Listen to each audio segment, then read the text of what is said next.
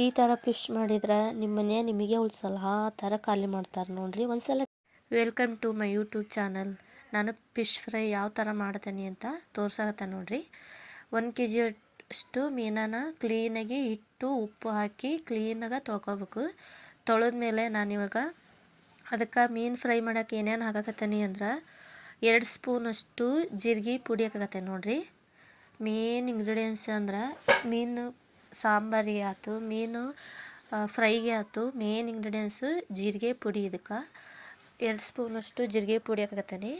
ಮತ್ತು ನಮಗೆ ಎಷ್ಟು ಉಪ್ಪು ಬೇಕು ಅಷ್ಟು ಉಪ್ಪು ಹಾಕ್ಬೋದು, ನಿಮಗೆ ಎಷ್ಟು ಉಪ್ಪು ಬೇಕು ಅಷ್ಟು ಉಪ್ಪು ಹಾಕ್ಬೋದು. ಮತ್ತು ಖಾರ ಪುಡಿ ಹಾಕತ್ತೆ ನೋಡಿರಿ. ಖಾರ ಪುಡಿ ಮತ್ತು ಅರಿಶಿನ ಪುಡಿ ಹಾಕಿ ಚೆನ್ನಾಗಿ ಕ್ಲೀನಾಗಿ ಮಿಕ್ಸ್ ಮಾಡಿ ಇಡ್ಬೇಕು. ಇದು ಕೈಯಲ್ಲೇ, ಮತ್ತು ಸ್ಪೂನಲ್ಲಾದರೆ ಚೆನ್ನಾಗಿ ಅನಿಸಲ್ಲ, ಚೆನ್ನಾಗಿ ಕೈಯಲ್ಲೇ ಮಿಕ್ಸ್ ಮಾಡಬೇಕು. ಈಗ ಅರಿಶಿನ ಪುಡಿ ಹಾಕತ್ತೆ ನೋಡಿರಿ. ಎಲ್ಲ ಚೆನ್ನಾಗಿ ಮಿಕ್ಸ್ ಮಾಡಿ 1 ತಾಸು ಇಲ್ಲ ಒಂದು ಅರ್ಧ ತಾಸು ಇಟ್ಟರೆ ಸಾಕಾಕತಿ. 1 ತಾಸು ಅರ್ಧ ತಾಸು ಕ್ಲೀನಾಗಿ ಅದು ಹಿರ್ಕೊಂಡ್ಮೇಲೆ ಟೇಸ್ಟು ಹಾಕವು ಮತ್ತು ಮೀನು ಮತ್ತು ಉಪ್ಪು ಖಾರ ಚೆನ್ನಾಗಿ ಹಿರ್ಕೊಂತೈತಿ. ನಾನು ತೆಲಿದ್ನು ಸಾಂಬಾರು ಏನು ಮಾಡ್ತಾಯಿಲ್ಲ, ಅದಕ್ಕಾಗಿಯೇ ಫ್ರೈ ಒಳಗನೆ ಕಾಲ್ಸಿಡಾಕತ್ತೀನಿ. ಲಾಸ್ಟ್ ಎಣ್ಣೆ ಉಳಿತೈತಲ್ಲ ಅದ್ರಾಗನ ತೆಲಿನ ಫ್ರೈ ಮಾಡ್ತೀನಿ. ಅದನ್ನು ತಿನ್ಬೋದು, ಅದು ಚೆನ್ನಾಗಾಕತಿ. ಸೇಮ್ ಇದು ಫಿಶ್ ಫ್ರೈ ಯಾವ ಥರ ಮಾಡ್ತೇವೋ ಅದನ್ನು ಚೆನ್ನಾಗಿ ತೆಲಿನ ಅಗಲ ಕಟ್ ಮಾಡ್ಕೋಬೇಕು. ಇದೆಲ್ಲ ಬಾಯಿ ಎಲ್ಲ ಓಪನ್ ಮಾಡಬೇಕು, ಆವಾಗ ಅದು ಚೆನ್ನಾಗಿ ತೆಲಿನೂ ಚೆನ್ನಾಗಿ ಫ್ರೈ ಆಕೈತಿ. ಲಾಸ್ಟಿಗೆ ಮಾಡಬೇಕು, ಅದು ನಾನು ಲಾಸ್ಟಿಗೆ ಮಾಡ್ತೀನಿ.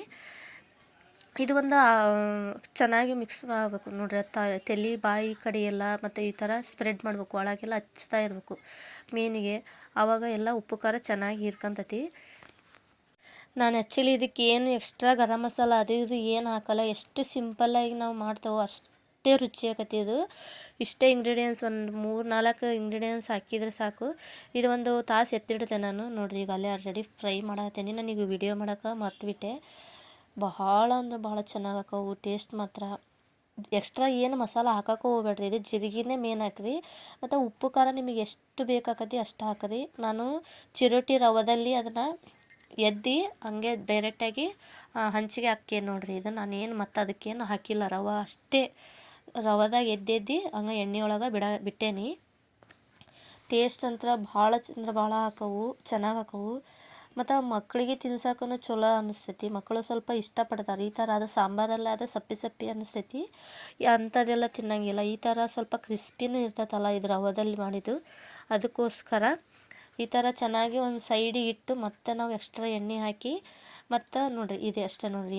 ನಾ ಏನೂ ಹಾಕಿಲ್ಲ. ಬೇಕಾಯಿತು ನಿಮಗೆ ಉಪ್ಪು ಖಾರ ಇನ್ನೂ ಸ್ವಲ್ಪ ಬೇಕು ಅಂದ್ರೆ ರವದೊಳಗೆ ಮತ್ತೆ ಸ್ವಲ್ಪ ಮಿಕ್ಸ್ ಮಾಡ್ಕೋಬೋದು, ನಿಮಗೆ ಬೇಕಾಯ್ತಪ್ಪ ಅಂದ್ರೆ ಅಷ್ಟೇ. ಇಲ್ಲ ಅಂದ್ರೆ ಬೇಡ ಅಂತಂದ್ರೆ ರವದಾಗ ಡೈರೆಕ್ಟಾಗಿ ಎಣ್ಣೆಗೆ ಬಿಡ್ಬೋದು. ನಾನು ರವಕ್ಕೆ ಏನು ಮತ್ತೆ ಮಿಕ್ಸ್ ಮಾಡಿಲ್ಲ, ನನಗೆ ಕರೆಕ್ಟ್ ಅನ್ನಿಸ್ತದು. ಉಪ್ಪು ಖಾರ ಕರೆಕ್ಟಾಗಿತ್ತು, ಪರ್ಫೆಕ್ಟಾಗಿತ್ತು. ಅದಕ್ಕೋಸ್ಕರ ನಾನು ರವಕ್ಕೆ ಮತ್ತು ಉಪ್ಪು ಖಾರನ ಹಾಕಿಲ್ಲ. ನಿಮಗೆ ಕಮ್ಮಿ ಅನ್ನಿಸ್ತು ಅಂದರೆ ಹಾಕ್ಬೋದು, ಅದು ಚೆನ್ನಾಗಿ ಆಗ್ತೈತಿ, ಎಕ್ಸ್ಟ್ರಾನೂ ಟೇಸ್ಟ್ ಆಕೈತಿ. ನೋಡಿರಿ ಈ ಥರ ಫ್ರೈ ಮಾಡ್ತಾ ಒಂದೊಂದು ಸೈಡು ಫುಲ್ಲು ಫ್ರೈ ಆಗೋವರೆಗೂ ಬಿಡಬೇಕು. ಇಲ್ಲಾಂದ್ರೆ ರವೆ ಎಲ್ಲ ಹಂಚಿಗೆ ಹತ್ಕೊಂಡು ಎಲ್ಲ ಚಪಾತಿ ಅಂದ್ರೆ ಚಪಾತಿ ಅನ್ನಿಸ್ತೈತಿ. ನೋಡೋಕ್ಕೂ ಚಲೋ ಅನ್ಸಲ್ಲ, ತಿನ್ನೋಕ್ಕೂ ಚಲೋ ಅನ್ಸಲ್ಲ. ನೋಡ್ರಿ ಮೇನಾಗಿ ಈ ಥರ ಎಲ್ಲ ಒಂದು ಕಡೆ ಫ್ರೈ ಆಗೋವರೆಗೂ ಮೀನನ್ನು ಟಚ್ ಮಾಡಬಾರ್ದು, ಇಲ್ಲ ಅಂದ್ರೆ ಎಲ್ಲ ಪುಡಿ ಆಗ್ತೈತಿ. ಯಾವ ಫಿಶ್ಶು ಇಷ್ಟ ಅಂಥೇಳಿ ಕಮೆಂಟ್ ಮಾಡಿ. ವಿಡಿಯೋ ಇಷ್ಟ ಆದರೆ ಈ ರೆಸಿಪಿನ ಒಂದು ಸಲ ಟ್ರೈ ಮಾಡಿ. ಭಾಳ ಈಸಿ ಮೆಥಡು, ಈಸಿ ರೆಸಿಪಿ, ಮನೆಯಲ್ಲಿರೋಂಥ ಐಟಮದಲ್ಲೇ ಮಾಡೋದು. ಟೇಸ್ಟ್ ಮಾತ್ರ ಭಾಳ ಅಂದ್ರೆ ಭಾಳ ಚಲೋ ಆಕತಿ. ಇದೆಲ್ಲ ನಾವು ಹಳ್ಳಿ ಸೈಡ್ ಮಾಡೋ ಅಂಥ ರೆಸಿಪಿ. ಮತ್ತು ಎಕ್ಸ್ಟ್ರಾ ಏನು ಗರಂ ಮಸಾಲ ನಾನು ಆ್ಯಡ್ ಮಾಡಿಲ್ಲ. ಹಾಕೋರು ಹಾಕ್ತಾರೆ, ಆದರೆ ತಿನ್ನೋಕೆ ಅಷ್ಟು ಇಷ್ಟ ಆಗಲ್ಲ. ಮೇನ್ ಟೇಸ್ಟೇ ಹೋಗ್ತೈತೆ, ಅದು ಬರೀ ಮಸಾಲ ಟೇಸ್ಟೇ ಅನ್ನಿಸ್ತಿರ್ತದೆ ಬಾಯಾಗ. ಮೇನಾಗಿ ನಾವು ಮೀನನ್ನು ಟೇಸ್ಟ್ ಯಾವ ಥರ ಐತಿ ಅಂತಂದು ಗೊತ್ತಾಗತ್ತೆ. ಇದು ಸಿಂಪಲ್ ಐಟಮ್ ಇದ್ರೂ ಎಕ್ಸ್ಟ್ರಾ ಟೇಸ್ಟ್. ಒಂದು ಸಲ ಟ್ರೈ ಮಾಡಿ ಈ ಥರ ನೋಡಿ. ನಿಧಾನಕ್ಕೆ ತಿರುಗಿ ಹಾಕ್ಬೇಕಿದು. ಒಂದು ಸಲ ಟ್ರೈ ಮಾಡಿ ನೀವೇನು. ವಿಡಿಯೋ ಇಷ್ಟ ಆದರೆ ಲೈಕ್ ಮಾಡಿ, ಶೇರ್ ಮಾಡಿ, ಸಬ್ಸ್ಕ್ರೈಬ್ ಮಾಡಿ. ನನಗಿದು ಮೀನು ಯಾವ ಹೆಸರು ಅಂತ ನನಗೆ ನೆನಪೇ ಬರ್ತಾಯಿಲ್ಲ. ಇನ್ನೂ ಆದರೂ ನಮ್ಮ ಮನೆಯವ್ರು ಹೇಳಿದರು. ಅವ್ರು ತಿನ್ನಲ್ಲ, ನಾನು ಒಬ್ಬಳೇ ತಿನ್ನೋದು ಎಲ್ಲ ಮೀನು ಆಯ್ತು. ಅವ್ರು ನಾನ್ ವೆಜ್ ತಿನ್ನಲ್ಲ. ನೋಡಿ ಆ ಥರ ಕೆಂಪು ಗೋಲ್ಡನ್ ಬ್ರೌನ್ ಬರ್ಬೇಕು, ಆವಾಗಲೇ ಟೇಸ್ಟ್ ಮಸ್ತ್ ಅಂದ್ರೆ ಮಸ್ತ್.